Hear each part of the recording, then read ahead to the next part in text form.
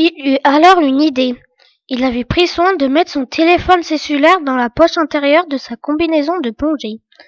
Il glissa donc sa main dans son habit et saisit le précieux objet. Fébrile, il appuya sur le bouton du téléphone, mais aperçut avec déception que le réseau cellulaire ne fonctionnait pas. Dans cette grotte, il aurait dû s'en douter, il y a plus de 85 minutes de profondeur dans les eaux. Jack n'avait donc plus le choix, il devait trouver un autre moyen pour sortir de cette grotte.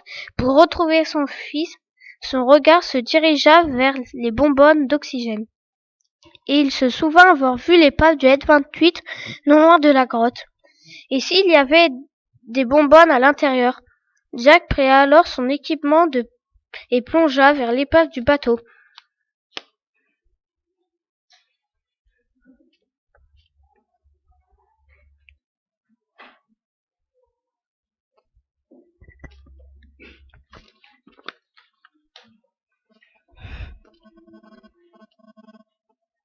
À l'aide du lampe-torche, il scruta le fond en comble le bateau, mais il ne trouva rien.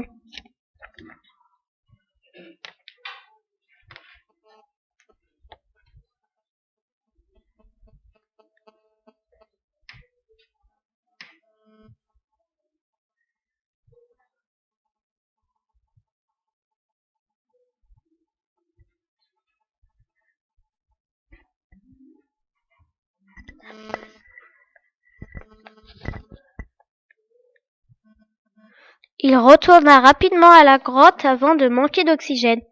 Lors de son retour à la grotte, Jack ne vit pas que quelque chose le suivait.